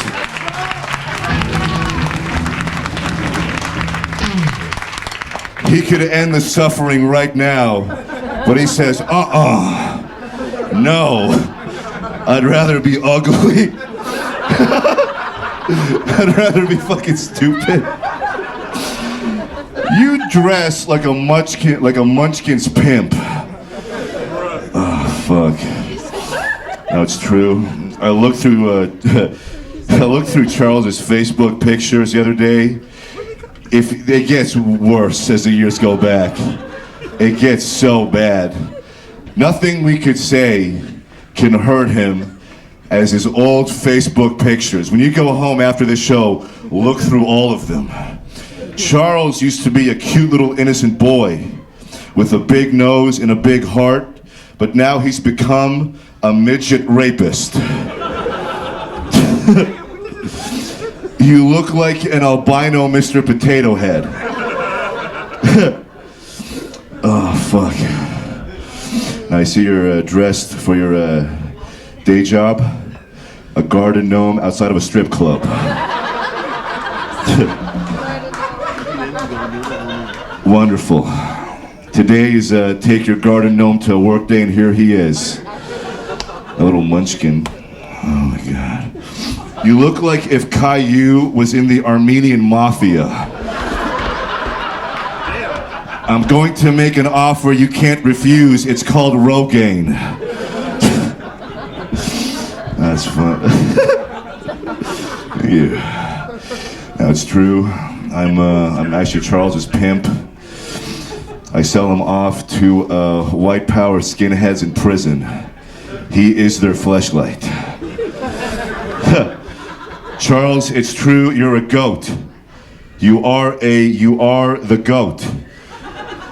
Gayest of all time.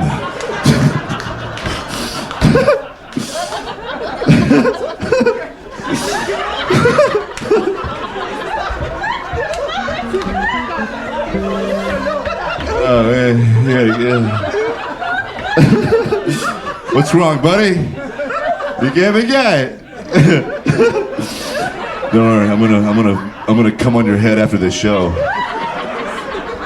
If you would like to come on his head, it's $20 behind the dumpster after the show, YOLO. Oh fuck, what's it got? Now, Charles, you look like Yvonne of the Yukon on meth. Now, Charles is its birthday today. We're celebrating Charles' third trimester. And I have a special surprise for you, Charles. Now, fun fact, Charles is a pimp. He is such a pimp. He has sex with many women's, garden gnomes, and groundhogs. He is a man. Now, Charles, I was in contact with one of your baby mamas. I was talking to one of your baby mamas, Charles. And I have a special surprise for you. It's your son. Ladies and gentlemen, here comes Charles' son onto the stage.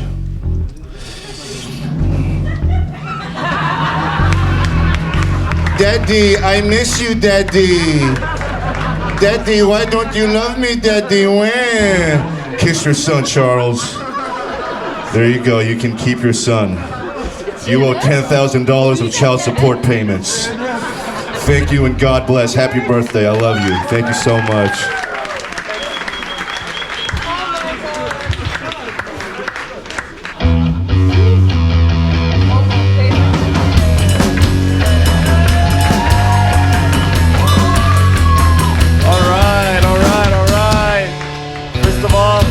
Give it up to the Zach Sarkichan trio, everybody!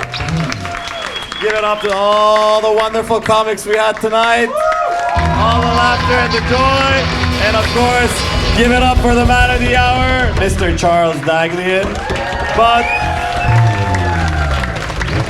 before we let you guys go, we have one final surprise.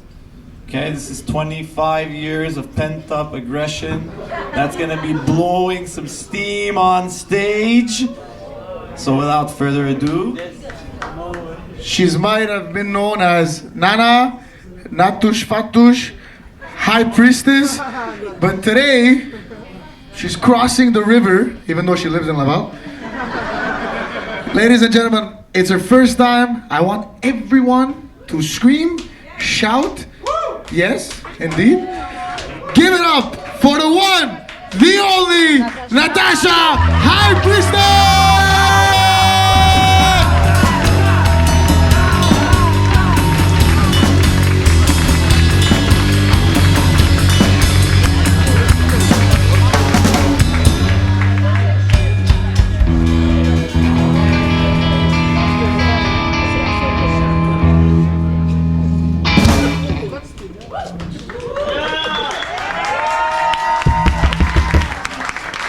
Hello, everyone.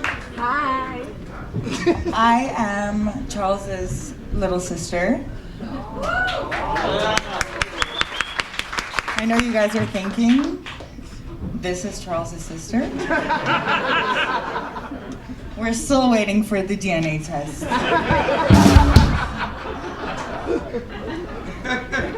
We'll see you guys next week for the Maury episode. So for those of you guys that don't know, my brother hosted Just for Laughs when he was 9 years old. Just for Laughs at 9 years old, when I was that age, I couldn't even make my own Subway orders by myself without my brother standing next to me and asking for my toppings. And so at that age, he was already born with a mic in one hand and stage presence and punchlines in the other.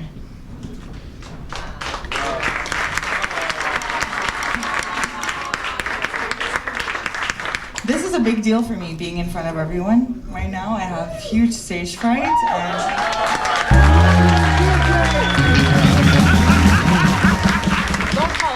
this is a once-in-a-lifetime opportunity for me to get to roast my brother in a room full of people, and I will not pass out on this opportunity. So I'm going to fight the nausea, so all of you in front, be careful.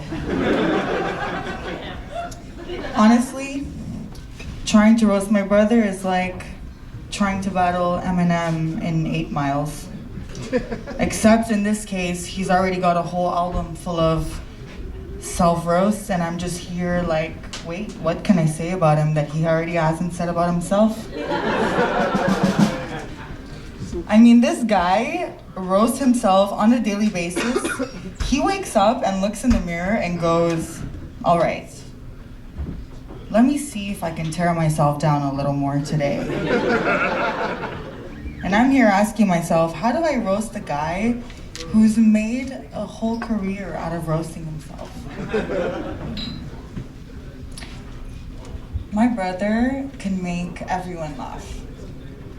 But the real question is, how many times does he need to tell the same joke until I start getting credit for the punchlines?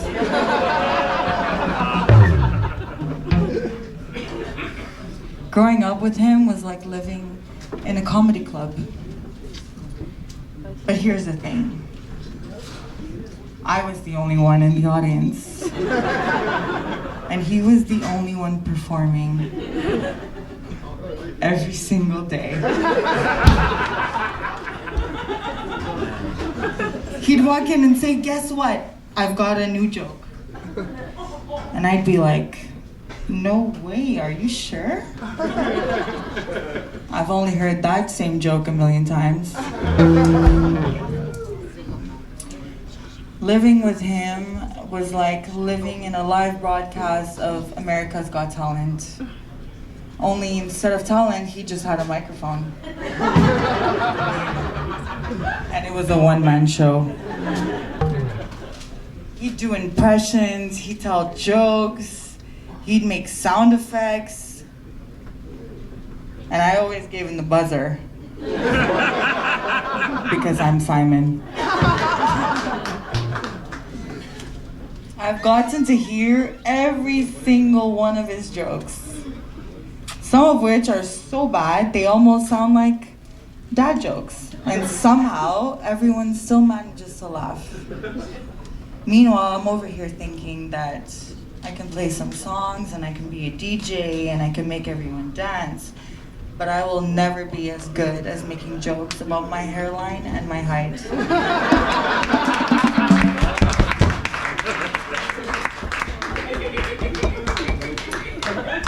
Do you guys remember when you were a kid and you would throw tantrums to get attention? Well, my brother just learned to throw tantrums in front of a live audience. Same concept, but now he has a microphone and he charges $15 for tickets, so congratulations.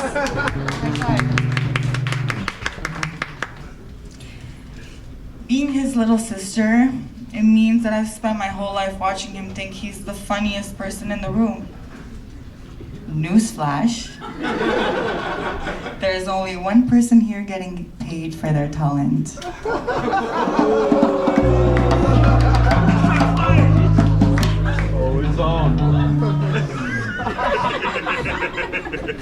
My brother has been the family entertainer his whole life. He's always been the funniest one. I mean, if you just want to get a good laugh, ask him to tell you a joke. And then wait 45 minutes. While he sets it up like it's his Netflix special. But in all seriousness, he's always been the best at making people laugh. And I couldn't be more proud of him.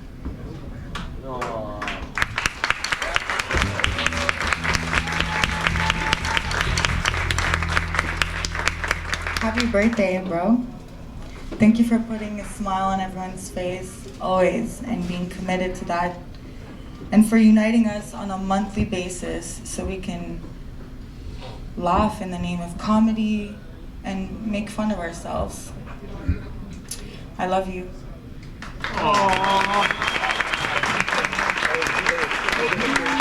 Also, I expect a royalty check for this roast tonight.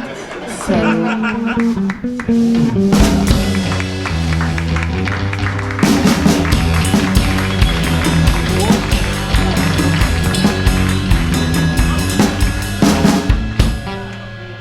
I would like to take this opportunity to pass the microphone to my brother on this night and give him the stage to speak and respond and honor all the people that have come to honor him and to grant you a chance of rebuttal. I love you. Give it up one more time for Natasha, Daghlian, everybody. The High Priestess.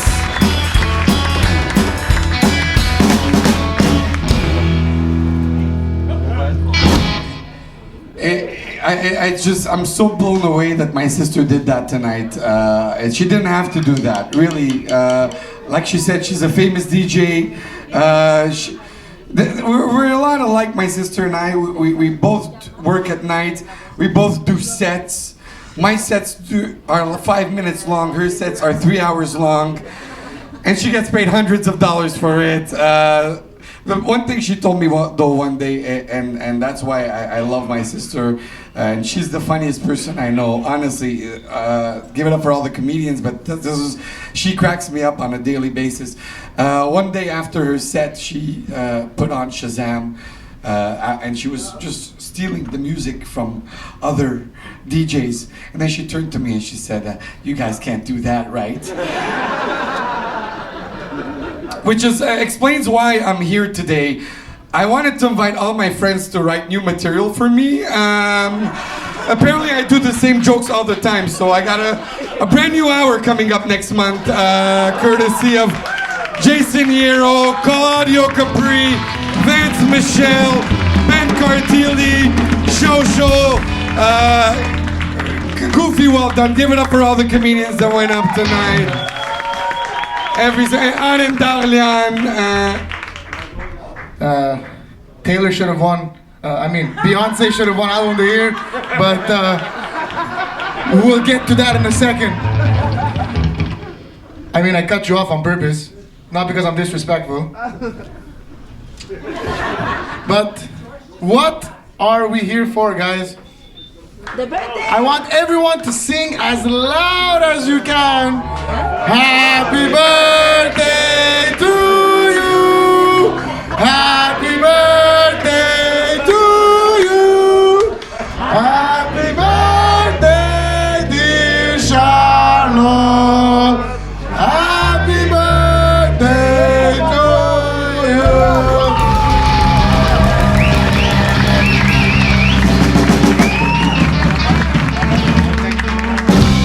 Guys, whoever wants cake, come in the back.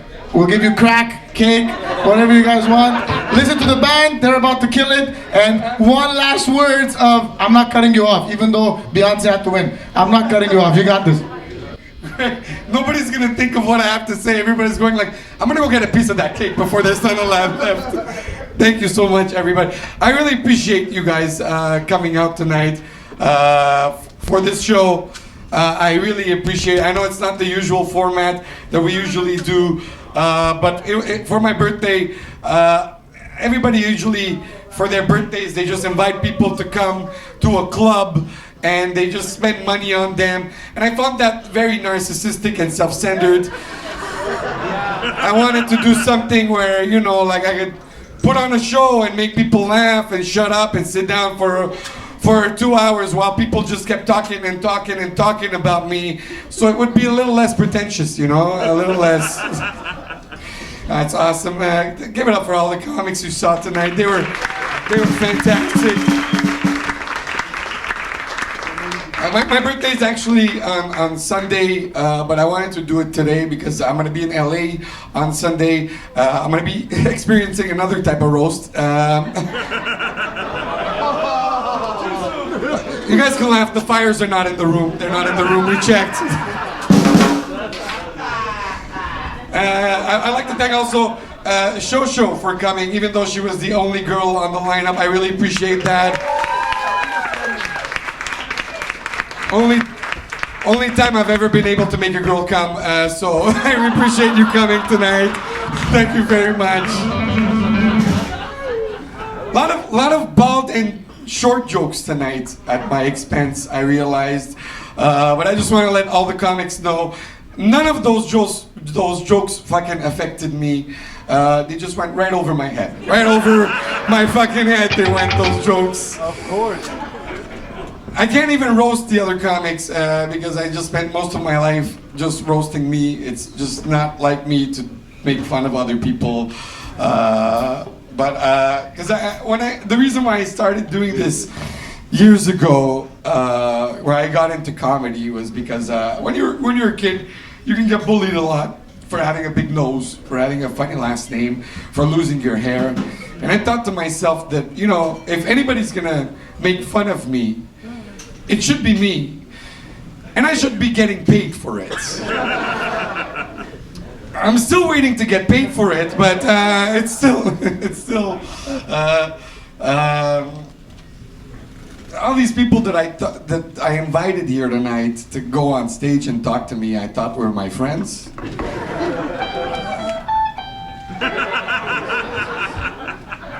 When's your birthday, asshole? I'm joking. Give it up for the Zach Sarkisian trio tonight. Give it up for Zach Sarkisian over here. Give it up for Jay and Miles Tustin on the drums and the bass over here. And give it up for DJ Sax over here that came and played a couple songs. The Sax Doctor, or as he's known after when he gets off stage, the Sex Doctor. That's what he... That's it. That guy had his saxophone on stage, but his cock was still in the parking lot. I know, because I'm gonna have to suck it after. It's just, he came for free. He came for free. Well, that's right. I thought all the people on this show that came and roasted me tonight, I thought were my friends.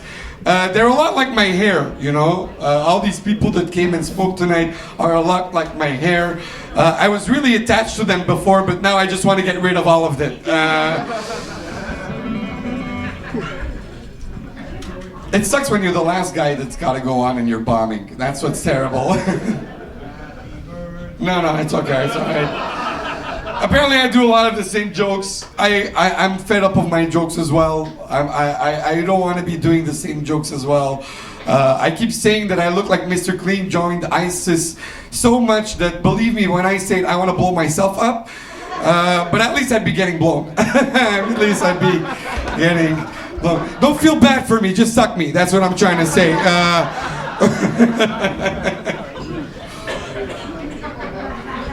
This is not the type of show that we usually do here at the House of Jazz. Give it up for the House of Jazz as well for putting up with my shenanigans every month. If they could, they'd get somebody else to host this show, but there's no other comedians from Laval that are willing to do this, so they're fucking stuck with me. They're like, have you tried the McDonald's? Maybe they're looking for somebody. But usually speaking, it's a straight-up comedy show. We like to do have comedians that come up and that do jokes. But I just wanted to do something different where this month I would be the butt of the joke instead of making fun of people. Next month, if you come back, It's gonna be a regular show, like every month. The only difference is if you're not from Montreal or if you're from Montreal or from the West Island, we will be imposing a 25% tariff on you guys. I wish that was a joke. You guys are getting fucked next month. You guys are absolutely getting fucked. Enjoy it while it lasts. But before I leave, I just want to say, if it wasn't for you guys, if it wasn't for the fact that there's people that buy tickets and support me and appreciate what I do, even though they've heard my shit 1,000 times, if it wasn't for you, I'd just be some apparently retarded guy that's speaking alone. I'd be some homeless guy on crack, apparently. But you guys feed into that. You guys support me. You guys fuel my beautiful, dark, twisted fantasies. The fact that I get to do this in the most beautiful venue in all of Montreal, and that I get to do it in front of what has been named, not by me, but by a lot of the comics that come here, a very, very, very good show with a fantastic fucking audience. You guys, without you, I would have been nothing. Like, I wouldn't have been performing in Barbados. They wouldn't even have me at the Montreal Barbados Community Center if it wasn't for you guys. First of all, give a huge round of applause for all the comics you saw tonight that were able to put on this entire show. Give a huge round of applause for the people that are not comedians, but that had the guts to come up tonight and try stand-up for the first time. Aren, Alex, and Natasha Daghlian, my buds. My sister, my beautiful sister. When people look at her and then look at me, they say, it looks like my parents printed her and then the printer was out of ink when they tried to print me. Too much jet black hair, ink used for that hair, and too tall. If you want to go see her, support her type of music that she plays Thursday nights at Now Bar. I'm not plugging another venue, don't worry about it. House of Jazz. They're gonna send me to McDonald's, it's terrible. That's a lie, they're gonna send me to Burger King on Saint Martin. Give it up for the band. The fact that we have a band on this show. No other show in Montreal, in Laval, in the West Island has a band. So give it up for the Zach Sarkisian Trio. They're gonna be playing after the show for you guys. So stick around, have a couple more drinks. Speaking of drinks, give it up for Johnny Walker as well. Give it up for the sponsor of the show. They've been helping out with the show for the past 4 months. They've been helping out with, so give it up for them. If you're gonna get drunk with Johnny, please. I appreciate it very much. I'm getting the light. I know, I went over my own time at my own show. And last but not least, I'd like to give it up for you guys. Thank you very much for coming through and sitting through this painful, absolutely atrocious evening that it has been for myself. I'd like to thank my parents for just sitting there and having to endure the abuse that has been happening to their child the whole evening. My father was like, I'm not going to come see the show because I don't want to see you get hurt like that. So for all the comics that have gone up tonight, you're going to have to fight my dad in the parking lot after this. And I can promise you my dad is stronger than your dad. Just don't hit him in the back. He has a bad back. That's the only thing. Thank you, Mom. Thank you, Mom, for giving birth to me. If you thought sitting through this was painful, she had to get an epidural because of high blood pressure. That was the most that was the most stressful and painful thing she had to sit through. So this was a walk in the park for her, believe it. I don't know, that's pretty much it. I'm gonna go take a shower because I've been sweating the whole night. You guys are absolutely fantastic. We have a great show again on March 4th. Thank you very, very, very much for making this a very special birthday. Stick around, have another drink, have a shot. So most of you guys are going home by walking, so it's not a big deal. You guys are a lot of fun. Give it up for yourselves. See you next month. Big round of applause for Charles, everybody. 1, 2, 3, go.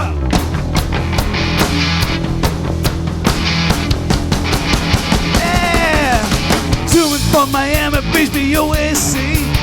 Didn't get to sleep last night.